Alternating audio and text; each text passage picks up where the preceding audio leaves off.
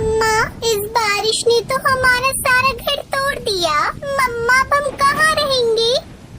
सुनहरी बेटा, चलो मैं तुम्हें तुम्हारी मौसी के घर छोड़ आती हूँ। जब घर बन जाएगा तब मैं तुम्हें वापस ले आऊंगी। तब तक तुम वहाँ रह लेना। अभी तुम बहुत छोटी हो और बारिश भी बहुत तेज हो रही है। ऐसी बारिश में अगर तुम भीगोगी तो तुम्हारी तबीयत खराब हो जाएगी। इसलिए तुम कुछ दिन अपनी मौसी के घर रह लेना। ये कहकर टुनटुनी चिड़िया अपनी बेटी को लेकर अपनी बहन के घर जाती है। पिंकी बहन, अरे ओ पिंकी बहन, दरवाजा खोलो, मैं आई हूँ टुनटुनी। वो कई बार ऐसे आवाज लगाती है लेकिन कोई भी दरवाजा नहीं खोलता। तभी टुनटुनी की नजर दरवाजे पर लगे ताले पर पड़ती है। तभी वहाँ हरिया तोता आता है। चिड़िया बहन, पिंकी चिड़िया तो यहाँ पर नहीं है। वो तो कई दिनों से कहीं बाहर चली गई है और पता नहीं वह कब वापस आएगी। ये कहकर वो हरिया तोता वहाँ से चला जाता है। टुनटुनी चिड़िया तो ये सुनकर बहुत परेशान हो जाती है। पिंकी बहन न जाने कहाँ चली गई है और पता नहीं वो कब आएंगी। अब मैं अपनी बेटी को लेकर कहाँ जाऊँ? एक तो ये बारिश है कि रुकने का नाम नहीं ले रही।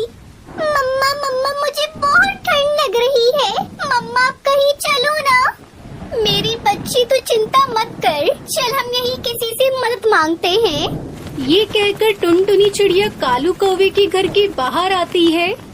कौवे भाई, मैं दूसरे जंगल से आई हूँ और मैं अपनी बहन पिंकी चिड़िया के घर आई थी, लेकिन वो घर पर नहीं है और इस तेज बारिश की वजह से भीगकर मेरी बेटी को ठंड लग रही है। इसलिए आप मुझे बारिश के रुकने तक अपने घर में आश्रय दे दो।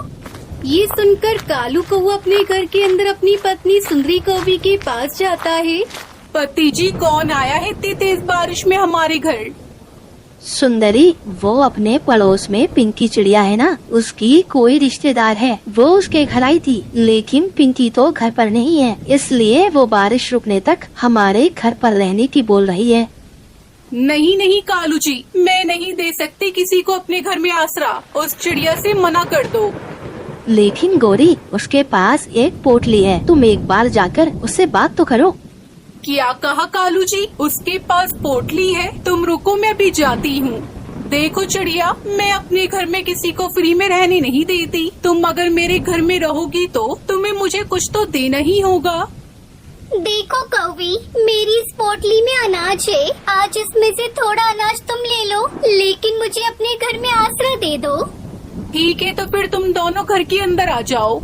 फिर सुंदरी कौवी चिड़िया को एक घोंसला दे देती है और उससे कहती है, चिड़िया, तुम दोनों इस घोंसले में रहना और इस पोटली में से आधा अनाज मुझे किराए का दे दो। फिर टुनटुनी सुंदरी को उसमें से आधा अनाज दे देती है। सुंदरी कौवी वो अनाज लेकर अपने घोंसले में आ जाती है। वैसे कालू जी, कुछ भी कहो, आज तो मजा ही आ गया जो ये चिड़िया हमारे घर आ गई। हमें तो बैठे बैठे फ्री में अनाज भी मिल गया। फिर ऐसे बातें करके वो दोनों सो जाते हैं। दूसरी तरफ टुनटुनी चिड़िया को तो नींद ही नहीं आ रही थी। वो तो अपनी बेटी के पास बैठी हुई थी। सुंदरी कौवी तो बहुत चालाक है। बस जल्दी से ये बारिश रुक जाए, फिर सुबह होते ही मैं अपने घर चली जाऊंगी।